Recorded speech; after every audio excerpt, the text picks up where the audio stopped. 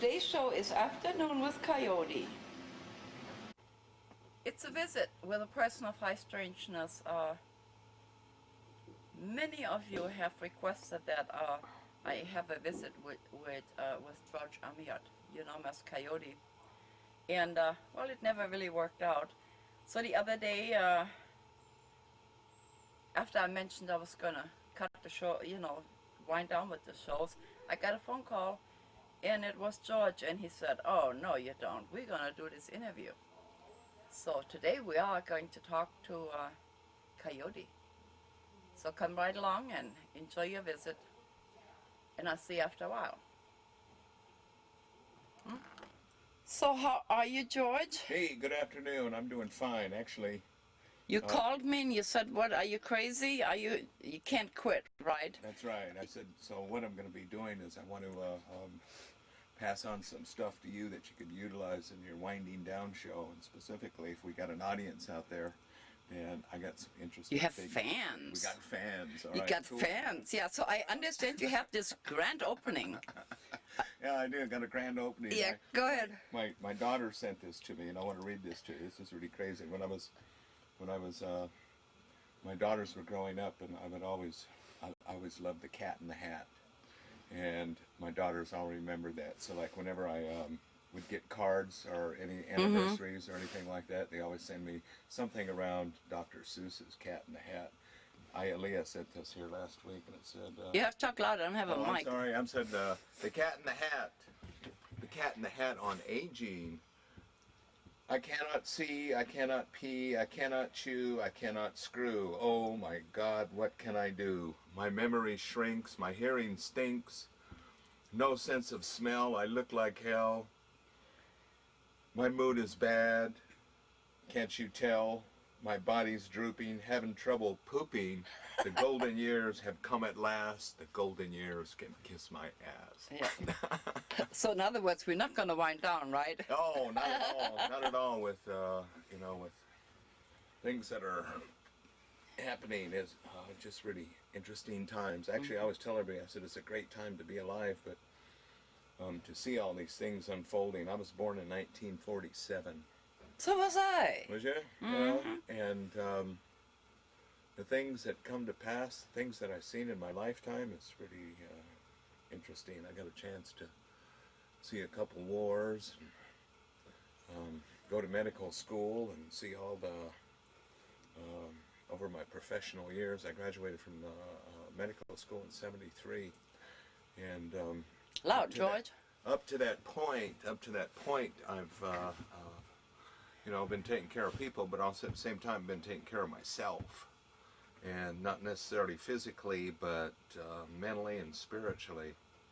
I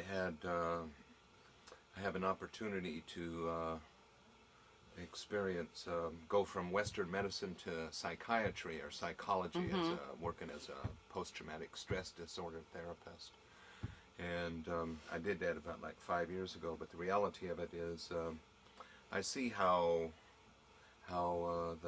society is changing, and you know, there's different levels of individuals that are, you know, trying to enlighten themselves, but also at the same time I can see the other aspect of the consumer society, and what the consuming aspect is causing here in our environment. You know, it's kind of like, get it all right now. Our generation, my generation is getting it all. My daughter's generation, my granddaughter's generation, they're the ones that's going to be paying for this.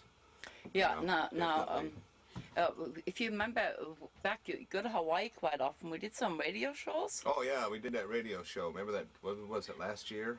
Last year, and there was about post-traumatic stress and weird stuff, no? Yeah, it's the same thing I'm preaching. The show that I did with you and what you were saying, you know, and actually what I did with that, and I wasn't sitting on it, is they did air it, but oh, they did. Oh yeah, about 2 months after I left. Oh wow, yeah. Because Richard called and said that he seen it, You know, it was just, we didn't have any action. It was all voiceover. We improvised, but, yeah. but yeah. everybody liked it. People were Yeah. calling in, when's the next show? When's Yeah. the Lilian? Actually, that'd be Yeah. a trip to take you Yeah. to Molokai.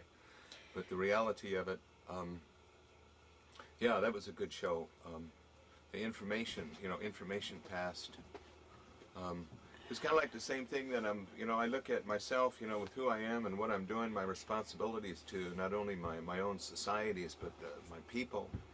You know, it's the prophecies. I was very fortunate in growing up. I had the opportunity to be exposed to a number of real traditional medicine men. There's an airplane coming. Well, let's stop. Let's stop it. Yeah, Yeah, let's just go away. Because that's bad background.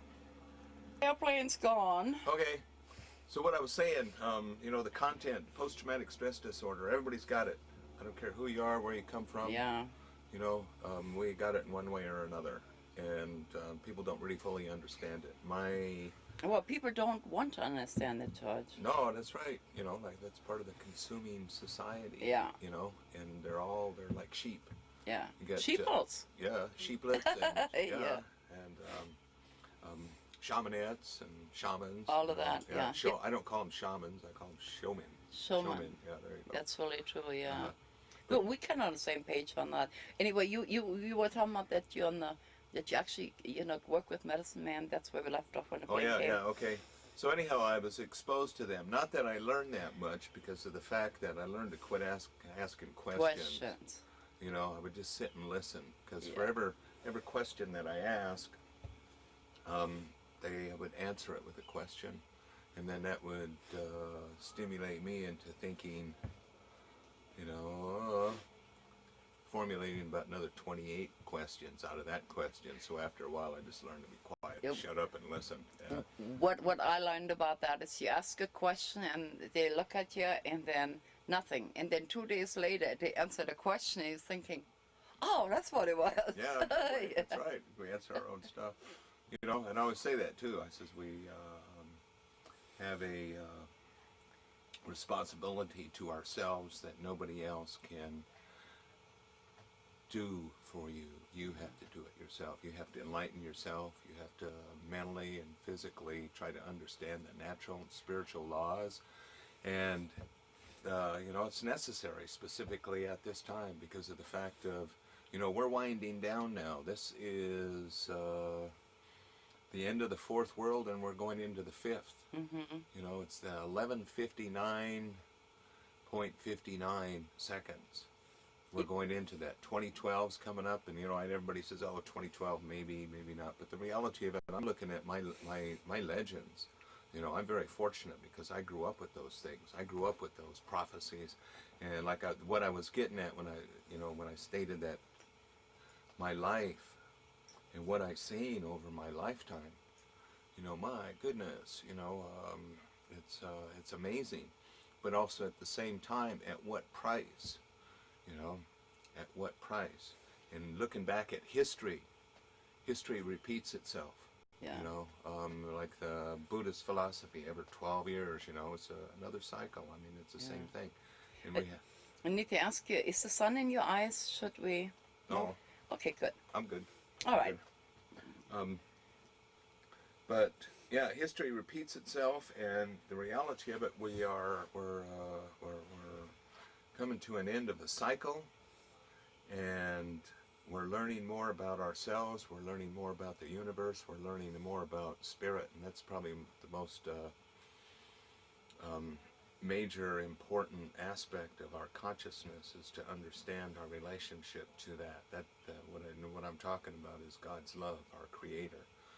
Whatever we perceive that to be, that power and that life force inside of us, you know, I mean, it's something very, very sacred in the reality of it because of the fact of what's happening on this planet. We're not doing a very good job. You know, there's laws, like I say, the natural and the spiritual laws. You know, right now with all the wealth in the world, shouldn't have to have one child die of hunger. Yeah. You know, and the diseases that we eradicated. You know, the reality of they're coming back. You know, the viruses and the bacteria. And like I was saying, being in Western medicine, I got out of that and got into alternative healing. And because of the fact that, you know, it's changing the microorganisms that's causing diseases. They're mutating, specifically the viruses, you know, and then a lot of our medicines, the antibiotics, you know, they're not working on what they used to kill. And it's kind of scary, you know, and to think about it, I mean, being a professional person, an educated person, and also an indigenous person, you know, it's scary. It's scary to see what's coming down. There's a lack of knowledge that the overall general population or the media is not telling us. It's just like, what the heck's going on in Iraq? What the hell's going on in Afghanistan? You know, the truth behind all that. Why are we there? You know, it's not to promote democracy or, you know, freedom for them people. It's to open up some pathways so we can have oil over there, or have a foothold to keep military bases there. It's just like Vietnam. Yeah, I was gonna, didn't want to interrupt you. Know, and I was no. there. I did 3 tours over there. I was a search and rescue Yeah. Marine there, and, you know, I've seen it all. I've seen it all, and, you know, the reality of it, why were we there? We was there specifically for commerce. War is commerce. Mm-hmm. You know, and that's why we got a couple fronts going. We're going to start another one here in South America. South soon. America. Yeah, Yeah, we predicted that. Remember, we predicted that. Yeah. Now, see, I was a Vietnam wife, Yeah. and I asked my husband at that time, "Why are you going?" And he wanted me to think he would save me from communism. Mm-hmm. Was I any safer? No, we were all crazy. Mm-hmm. We're all crazy. So did that stop communism? No, but it made a lot of room for psychiatrists. Yeah, what the hell is communism and socialism, and what has happened in this country? You know, if what this present administration is not throwing out there is socialism, I don't know what the hell is. Yeah. You know, I mean, everything's being socialized. You know, so the reality of it, I mean, they're looking at, you know, you got to look at history.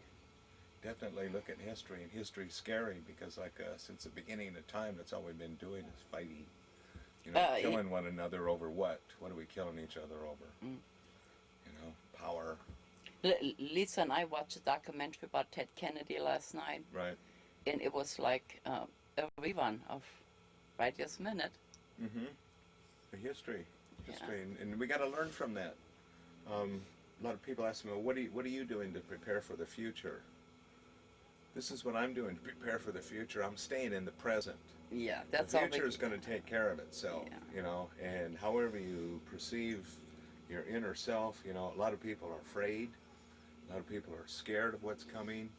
A lot of people really don't care. A lot of people don't know what's going to be coming. Mm-hmm. But that's how I'm preparing for the future. Is I'm trying to stay in the present and not create hypothetical situations in my mind, because the reality of it, those thoughts, they have wings. I saw a sign somewhere. It said worry is interest paid. I see. It said worry is interest paid on a debt not yet occurred. Yeah, that's what it is. You know, it's like my mother. You know, she worries all the time. Mom, what are you doing? Oh, I'm worrying about what? You know. You know, she read a book the other day called Blackwater. Oh, that's a good book. That's a good book. Wow. I haven't read it yet, but she read it, and she goes, "I'm sitting." That's what I called her. I said, she was sitting on a couch. I said, "Well, what are you afraid? What are you doing?" She goes, "I'm sitting here worrying." I said, "About what?" She goes, Blackwater. "The book I read." I said, "What's the name of the book?" She said, "Blackwater." Yeah. So I encourage everybody to read that. Read Blackwater, because the reality of it, that's laying the foundation for not things to come, but things that's here. Yeah. Things that have happened. Absolutely. And things are here. It's just our media. I understand you pedaled around the ocean for a couple of days.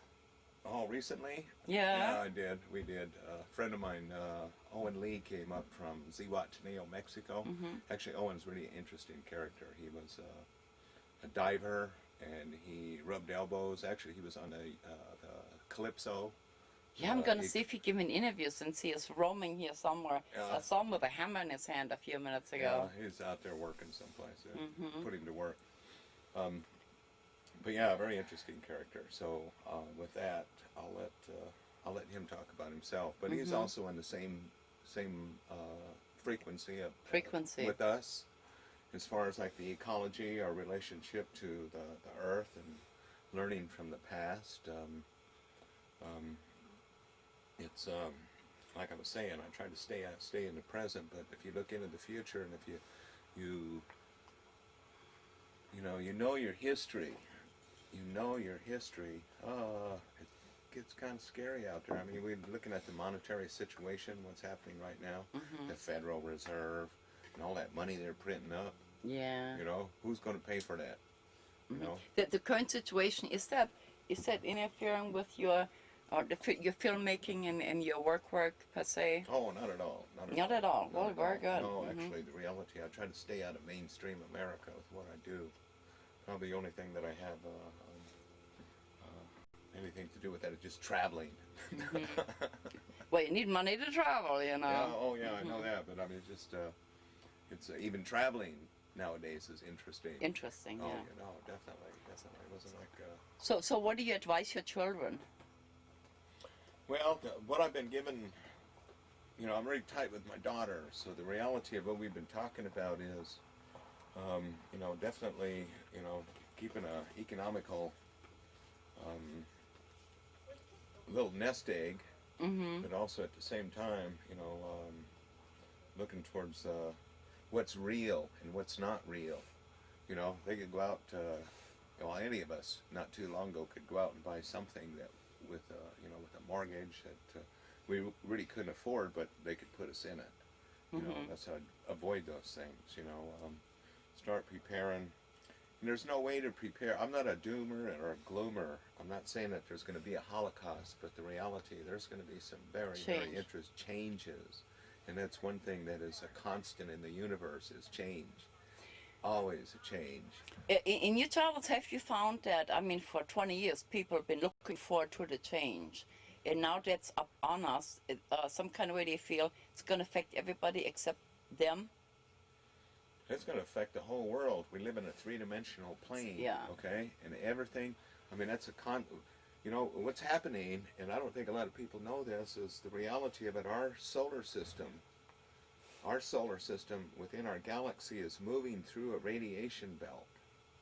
And that solar system is coming out of that radiation belt. Actually, a guy named Van Allen went and discovered that back in the 40s, or something like that. Yeah, the Van Allen belt. Yeah, the Van Allen belt. So that our solar system is moving out of that, but also at the same time, there's an alignment with our solar system, specifically our planet, our sun. That star is in direct. There's no obstacles between the sun and the center of our universe, and that happens something like every 27,000 years. And that cycle is coming to an end. And actually, you know, that's the Aztecs talk about that, the Mayans talk about that. A lot of the indigenous populations that still are in tune with in rhythm and balance with their natural and spiritual laws and their environments, they know about these things. Maybe you can help me with this. My granddaughter, Ebony, that you know, we were sitting there about a month ago, broad daylight like this, and all of a sudden it was pitch black, you know, like in the middle of the winter when the power goes out, you sort of automatically get to your feet because you're looking for the light switch. Right. In maybe 2-3 seconds, and then the light, it was daylight again. And so we thought it was a one-time thing. I was on the phone with somebody in California yesterday, and a woman let out a yelp. She said, "Oh!" And I said, "What's the matter?" And the same thing happened. Would you have any ideas on that?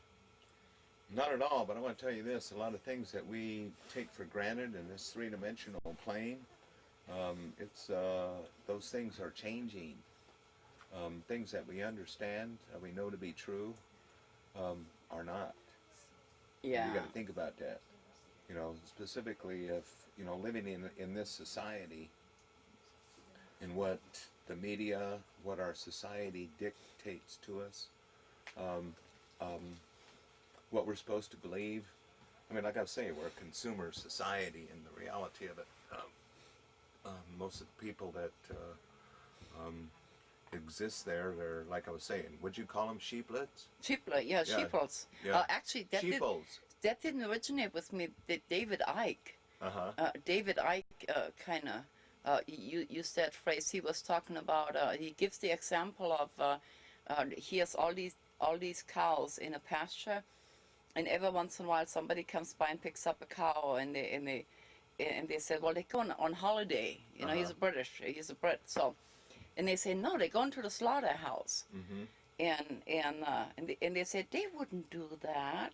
Yeah. And he said, now that's a sign of a good sheeplet. That's what he said. Sheeplets. You know, actually, the reality of I have this one chapter in my my book I've been writing, and the title of the book is called Louis Buckshot and the Magnificent Bastard. It's not published yet. I'm still working on it. It's a work in progress. But I got this one segment about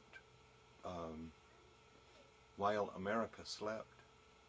And what happened to us? What happened to us in the 80s, the late 80s? It all started about the late 80s, and then up to yesterday. Some While of us, America, we have given away so much of our own personal freedoms.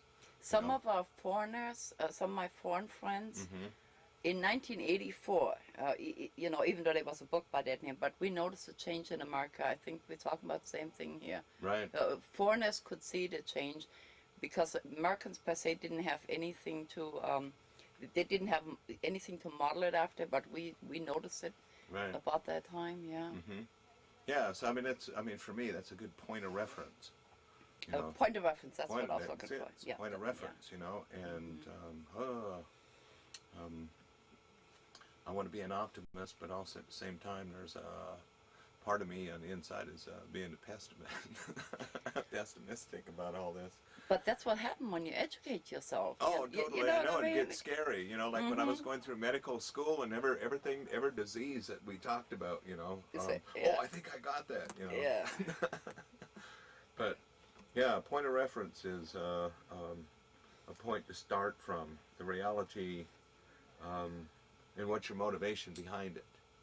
What are we doing? You know, like, what do I need to do to exist? Okay, that's one thing that we got to do. We got to take care of our physical self, but that's not all of it. There's a mental aspect. You got to feed your brain.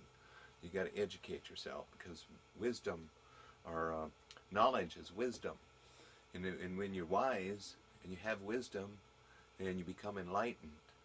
And then when you become enlightened, then you become happy because you're not fearful. And that's where we're operating right now. We are operating in FEAR.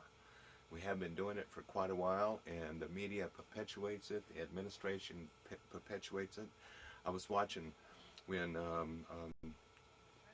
President Obama was running for, and when he was a candidate, I was listening to him, and well, actually all of them, but him more so, because he was telling what would happen if he's not going to be elected president. What road are we going to be walking down? I'm not going to let you walk down that road.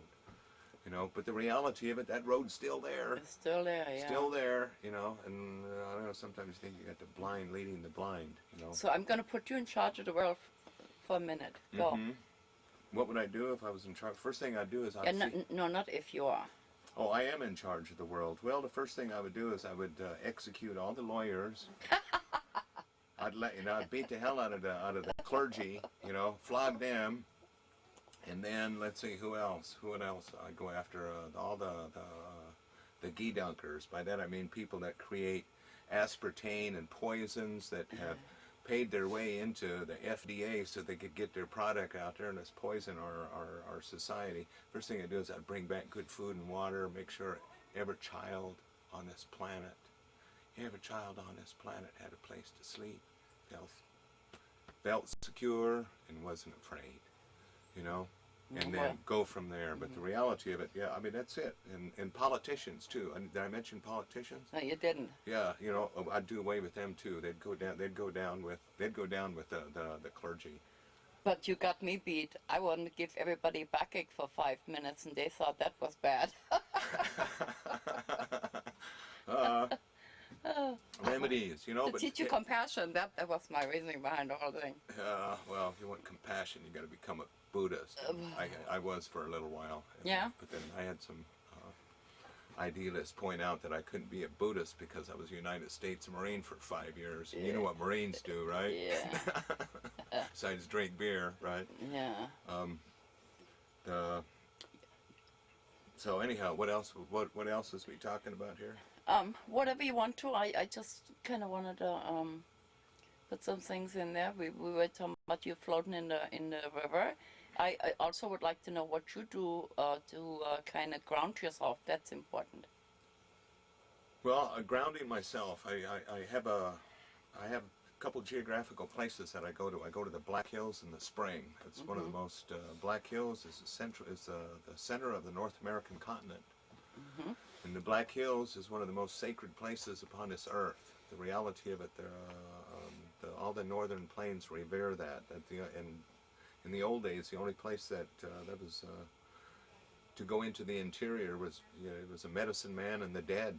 You know, everything that the people needed was around the hills. But so anyhow, I go back there in the spring. That's how I ground myself, and I'm so thankful for being able to have that place, but also at the same time living up here in the Northwest when it's not raining.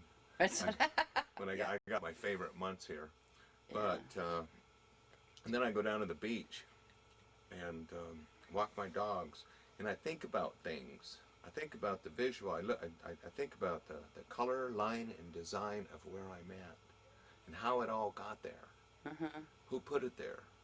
You know, and not just the creator, but also man. Like yesterday, I was walking on the beach, and I got down by the fish hatchery entrance, and I noticed, there's an oil spill there.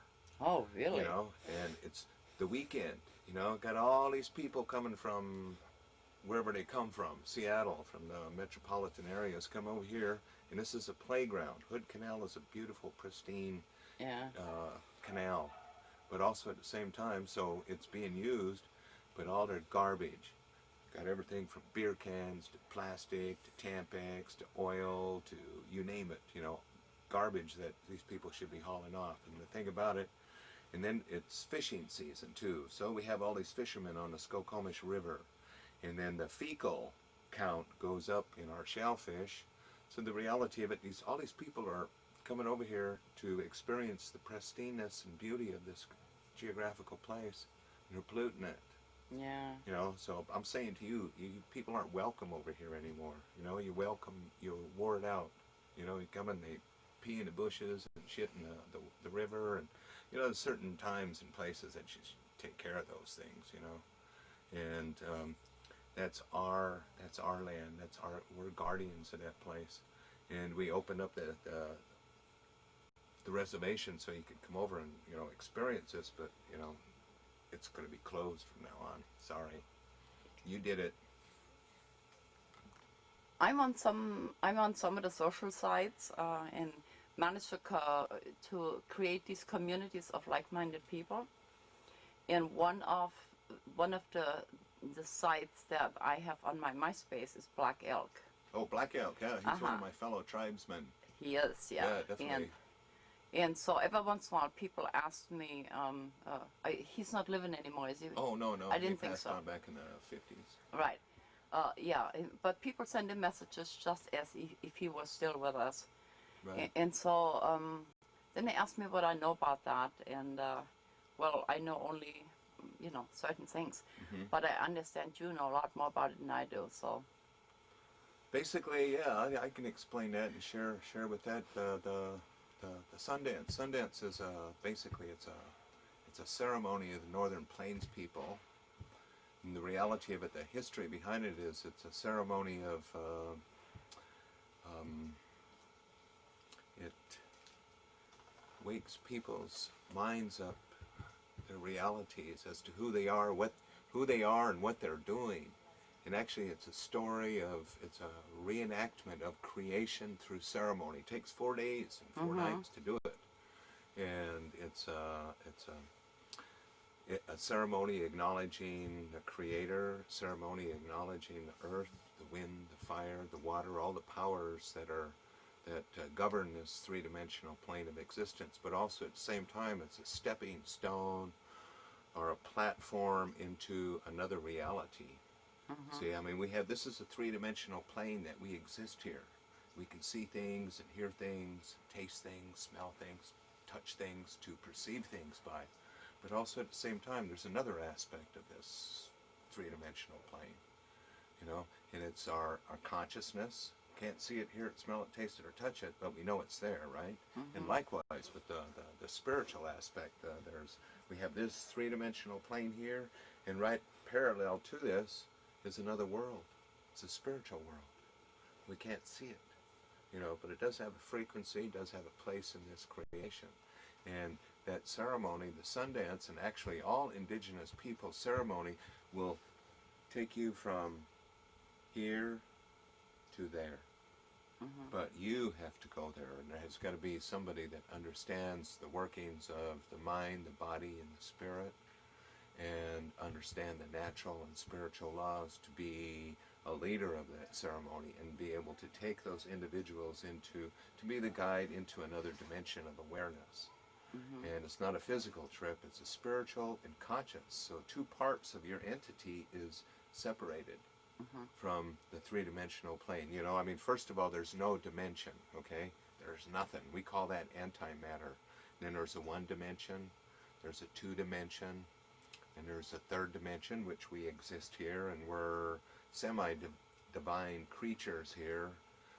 Great Spirit give us that, but we're not doing it right. You know, we're not doing it right. We're not following the natural and spiritual laws that govern our species.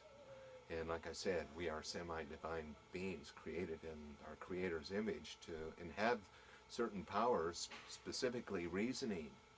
We're not born with instinct. We have to be nourished and fed all that knowledge. And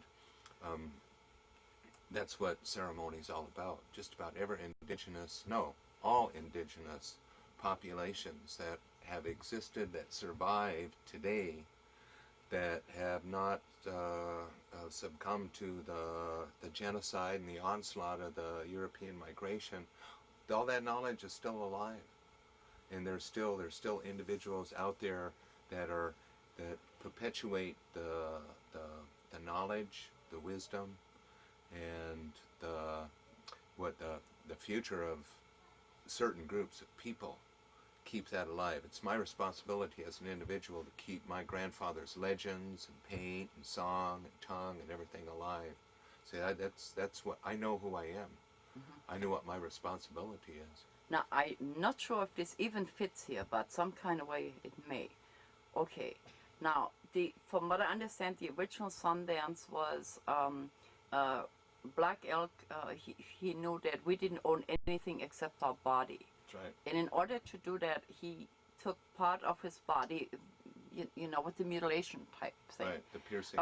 The piercing, right. Yeah.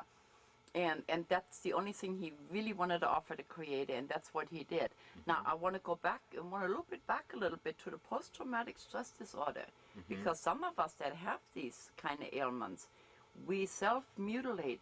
Do you think on some kind of weird, not weird, on some kind of level we go primal when we do that? Oh, undoubtedly. You know, here's PTSD, post-traumatic stress disorder.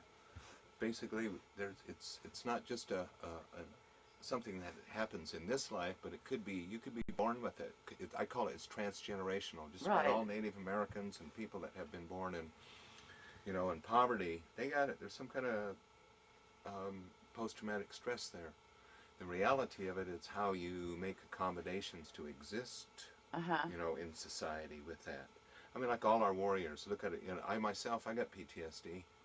Actually, and I had some PTSD probably from growing up where I grew up, Pine Ridge, South Dakota. Standing Elk is a friend of mine, and he told the story about about Pine Ridge. The afternoon lunch meetings. Yeah, so the Catholic viewers are familiar with those. Schools, it was a trip. But also at the same time, that don't kill you, going to make you stronger. Stronger, yeah. We got a lot of these troops that have experienced all that, and all they can do is sit around, bellyache, and bitch about it. Well, do something about it.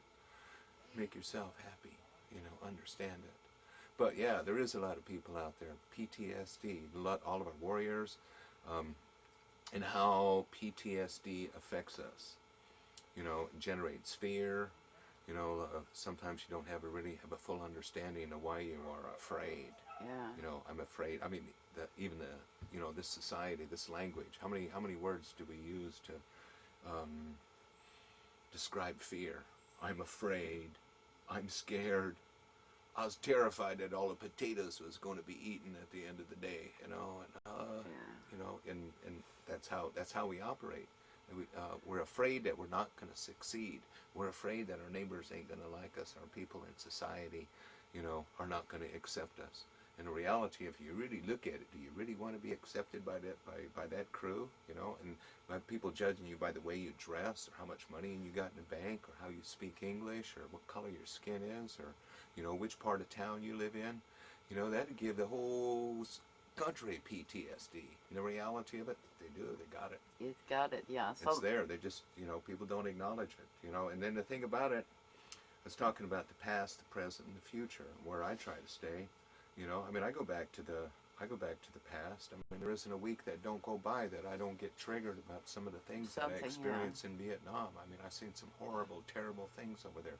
Did some horrible, terrible things. You know, like I said, I was a Marine, and at 17, brainwashed. You know, war's a terrible, terrible experience, but also at the same time, it wakes you up to the reality of who you are and what you need to do for yourself to survive all this, and how to walk. You know, there's a lot of saying how to walk in beauty, but you got to create your own beauty. Can't expect society to do it for you. And how you gonna create that if you can't connect with your inner self or understand the natural and spiritual laws? Mm-hmm.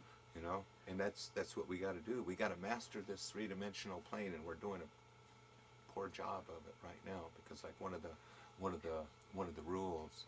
Nobody should ever go for want in this society, especially children. You know, how many children are starving to death? You know, yeah, you on go the right different downtown continents. Olympia. You know, we got people here in the We can go to United Olympia, States kicking. yeah. Yeah, we got people here. You know, I mean, you look at some of these people that are homeless nowadays. That should not be. Yeah. You know, they should not be on this planet. You know, the way Grandpa Fulsker always describes it, he goes, very soon something's going to happen. There's going to be change. That's the only constant in the universe. And I'll say that again. That's the constant. Mm-hmm. Great Spirit or that energy, our Creator, is going to come back and say, what happened to my children?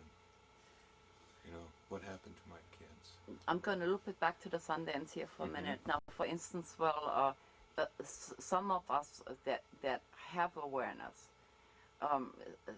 sometimes the only thing we need to really do is keep the energy of a certain something, and then and by us willingly going into that role, like you, for instance, doing your Sundance, do you think that really makes a difference, or what else are we required to do? Because I feel so helpless sometimes. You know, no matter what I do, it's not doing. Well, you know what? The most powerful force on the planet is love. Love, yeah. And we are such unique. We're generators of love. Yeah. If we want to be, but see, our egos get in the way. Yeah. So, and the reality of it, when this is all done and over with, the only thing that you're going to have to answer to, not necessarily the Creator, but to yourself when you leave here and you're in you're in the happy hunting ground or the spirit world. It's the question you're gonna ask yourself is, what'd you do with all that love that you could have gave? What happened? You know. Wow. That's it. It's so simple, and you're the judge. You're the judge to yourself. Great mysteries, not good. Don't judge you. You judge yourself. We're our worst enemies. Look what we create for ourselves in our lives. Yes, you know, so define love, George. Define love. Love is being in rhythm and balance with the universe and yourself. Can't generate love when you're out of rhythm and balance, and that's what it's about. You know, and it's really hard to generate. You know, a lot of times we'll have a traumatic experience when we're young, and it's kind of like that love generator is not generating anymore. It's not going to generate. Well, most people you say love, they want to turn it into a sexual thing, which I think is not so. It's not so good. It has It's nothing not to do with it. Yeah, it's The not. love is an energy, I think. The love that's generated is two places. Yeah. In your heart. Yeah. And In your consciousness.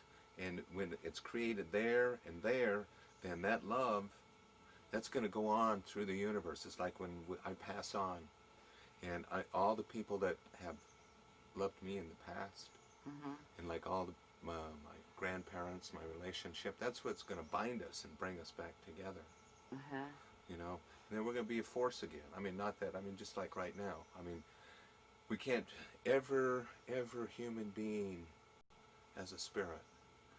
And the thing about it is, there's so many spirits can be on this planet at a certain time. There's legions and legions of angels out there that would love to be where we're at right now. Even if they die, even if they was in they need to feel the physical aspect of life. You know, even if it is in a war-torn country, you know, I mean, it's still life, and might be ended, but it's still a physical trip. And it's not, life's not explained to us the way that it should be. No, they don't teach the natural and spiritual laws in school. You know, they teach commerce in school, and how to spend, how to make money, how to spend, and politics, building teams, I guess you'd want to call it. What team you're going to be on, what side you're going to be on. You know, George, one of the things that my viewers became such a fan when you told the creation story, and I think that's when you became, people wanted to claim you, you know, you were everybody's judge after that. And so how far did we get with what you was trying to tell people, and does it get back to the ceremony? Where are we with that? Well, one of the things I was trying to relay is, you know, I'm really fortunate because of the fact that I'm a tribal person, and we have ceremony, but because of the fact that we're in change, we got to share that ceremony, and specifically the meaning of that, and people have to understand that they themselves can do ceremony. And the thing about it, if you've ever attended a Native American ceremony or an indigenous person ceremony, it's all earth, wind, fire, and water. I got nothing, you know, I mean, ceremony in church is great, but it's a man-made structure. Right. And it's teaching good philosophy, and, you know, but it's a prophet speaking. In ceremony, we start with earth, wind, fire, and water, all the elements, and it's not complete unless we have people. So the reality nowadays, like the ceremonies that I conduct, the ceremonies that I go to, it's not forbidden to take white people in there or non-Indians in there. We can bring them now. They're all coming. And the reality of it, like in what I'm teaching, like every spring in my in South Dakota, and I want to invite some of these viewers that if they're really serious about understanding their working relationship to themselves and the world about them, and understanding earth, wind, fire, water, the metaphysical aspect of it, then you have to educate yourself. I don't really have a curriculum, but when in the spring, in June, people come and we do sweat lodge, and I teach them about what I know. I teach them about the legends, the prophecies, and they themselves got to formulate a avenue of approach to life, and how they're going to understand who they are, where they're at, and what they're doing. And the thing about ceremony, it's always so beautiful to have ceremony or to be involved in ceremony, is you can always go back there in your consciousness. You can go back there, you can hear the music, you know, you can hear the ceremony, you can smell the incense being burned, and you hear the songs that people sing, and know that you're not alone. You know, a lot of times people need those things. Probably some of the greatest feelings that we generate. See, in ceremony, we generate endorphins and adrenaline, and it's you get high. Just, you know, have you ever felt that way in church? I don't go to church, but I tell you what happened is, and I'm not gonna go into the reason why, but I requested for you to take me on a journey, on a vision quest. Right. One time, and I'm never going to forget that till the rest of my life. Then later I went to a clinical psychologist, actually a psychiatrist, and I asked him to hypnotize me because I was still trying to get to the point what I asked you to help me with. And under hypnosis, where I ended up at? In my vision quest. Yeah, there so I you still go. don't have any Well, answers. see, your vision quest. So you are powerful. Yeah, well, here's the deal. See, your vision quest will be next year, next June, because we got the place in South Dakota, and we got all the people coming. Like this year, I had a bunch of Canadians come down, some Mohawks, and oh wow, it was really nice. It was, and we need that. We need that so that when we can always return to something calm and peaceful, and know that there is a power higher than us. And if we can do that, I mean, it's like going back to childhood. You look back in your history of your evolution. You look back and what's the greatest time that you have ever had? And it's involved other people and having endorphins and things generated in your own consciousness and made you happy. Some of our greatest memories is when we're happy. But also at the same time we have the happy memories, but on the other side, the reality of it, we have sad ones too. If we didn't have happiness, we wouldn't have joy. I mean, we wouldn't have sadness. We need that to appreciate those time periods, and specifically our own growth. And that's what we got to do while we're here, is we got to grow. So, in the role of Coyote, if Yeah. you could go there for a minute, and your creation story, do we have to send men back? Send men back to where? Well, the way the story went is that the animals asked for a caregiver, and No. it was a trial period, if you remember. Right. So we almost at the end of the trial period. So where are we in this trial? Man hasn't learned yet, has he? No, that's what I'm asking. That's what I'm saying. If there's one child, here's the, and if he was to ask the Creator, where are we at? And he's going to say, how many children died of hunger today on your planet or in your care? When I left you with the natural and spiritual laws. I didn't give Moses some laws and gave some other prophets some things to follow. Where are you at today? How many warriors, young men died today? How many young women died today? How many children died of disease? How many children starved to death? And what's generating your wars? Commerce. That's, if there was it's bad news. If there was you could call it a sin. That's a sin right there.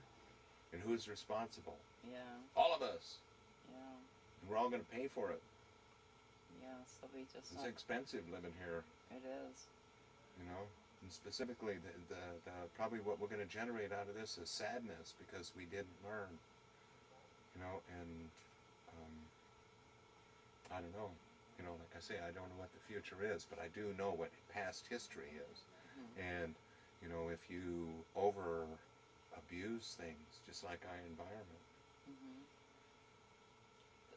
So I shouldn't really ask you what's next for you. What's next for me? What's next for me? Actually, the reality of it, what I'm doing right now is I'm just enjoying life.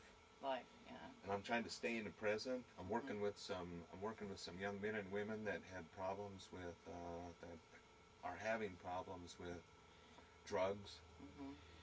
And what I'm trying to do right now is get them motivated. One of the things that we're doing is we want to build a number of canoes. I work with the veterans, and I work with the general population. Then I'm going to go back and practice medicine in my clinic because I was asked to do that this year. People are afraid of the pandemic that's coming. That's another thing, I mean, history repeats itself.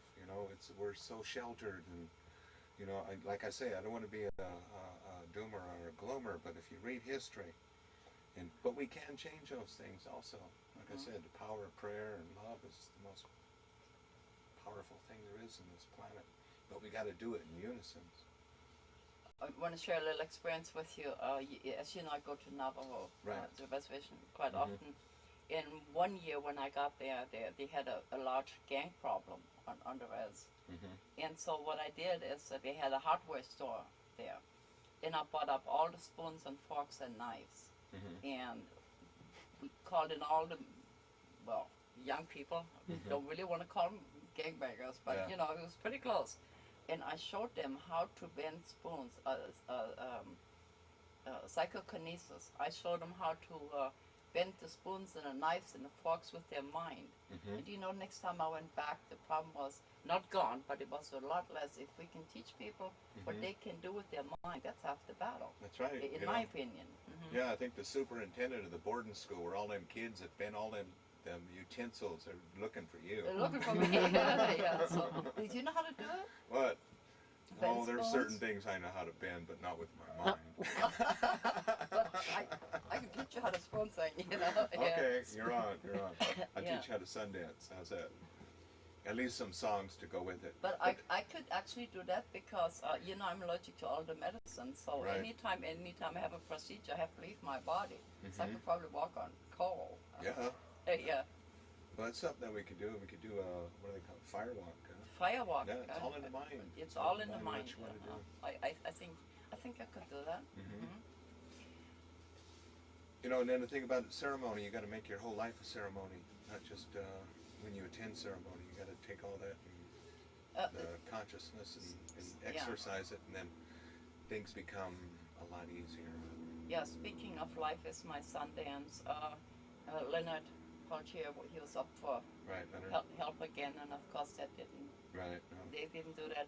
Do you have any idea why they are so hell bent on not letting him out of prison?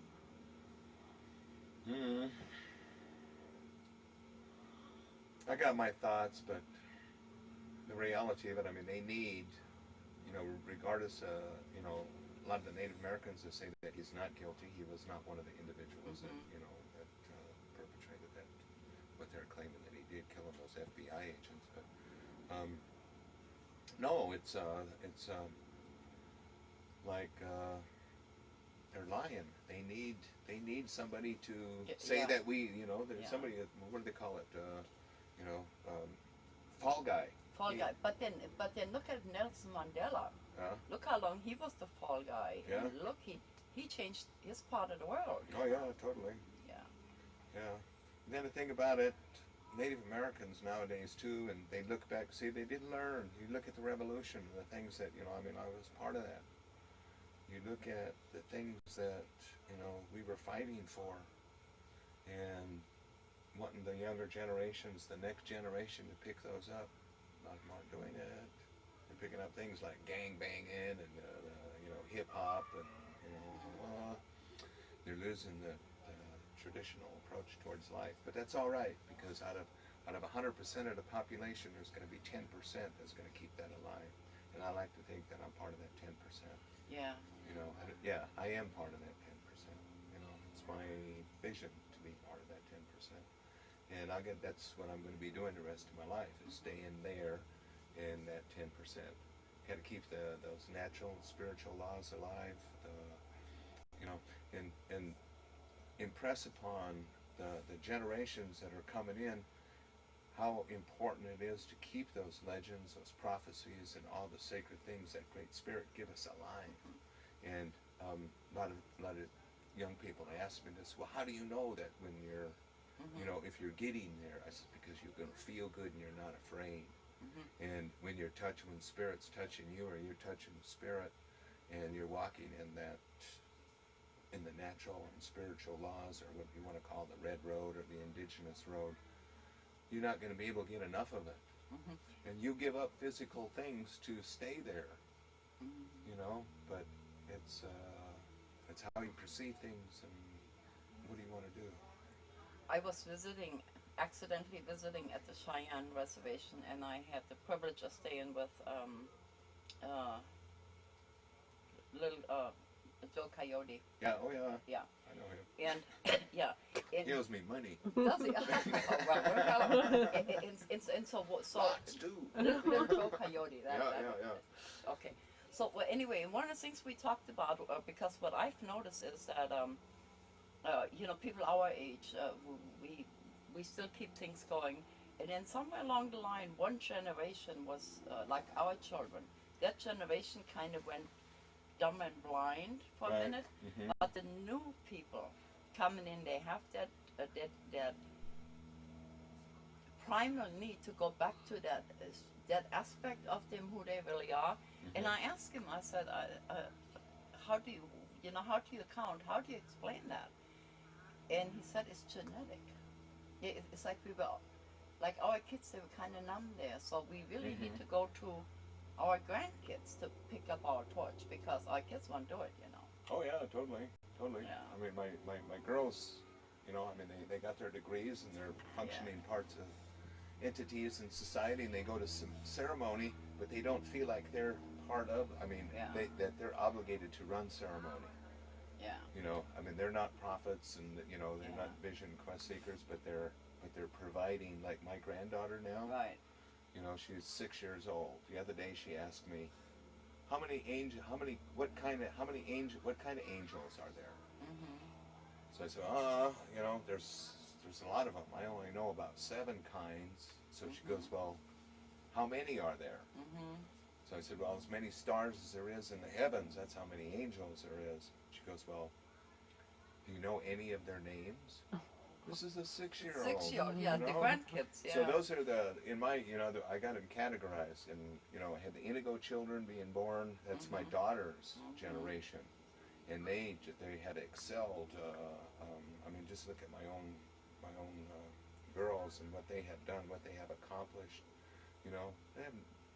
My generation, I mean, I was very fortunate to make it through medical school, but my father's generation, they was fortunate to get out of high school. That's it, My granddaddy, you know, likewise, you know, they only went to a certain age, you know, they were horse people.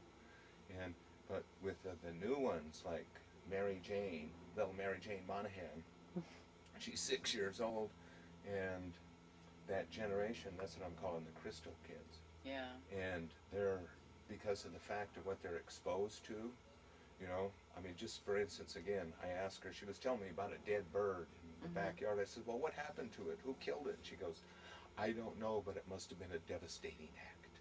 Wow. A 6-year-old telling me that, right? The vocabulary and the intelligent level of all these little ones. I mean, and what they're gifted in the aspect that they're gifted to what knowledge we have, like on the internet, and our teachers are so much more educated, and I like to think that this generation is going to be, you know, not monetarily, but intelligent-wise. Intelligent, yeah, they will. You know, and they're going to have to find, you know, like the problems in my generation, how we had to find our way out of the woods, and then my daughters, what they inherited, and they're finding their way out. You know, likewise with the crystal kids. You know, the problems that they approach are going to be something totally different than what I, you know, wouldn't understand. Yeah. You know, to solve. They're going to be cleaning up after us. You know, that's actually, my daughter told me that. I'm cleaning up after your generation. She worked for the tribal ecology group for a while. And they are. Thank you so very much. And then we'll probably run into you again next week. Thank you undoubtedly. very much, and we love you. No, I love you guys Okay. too, man. Hey, keep smiling. Yeah. Love the earth. Yeah, bye. Doksha.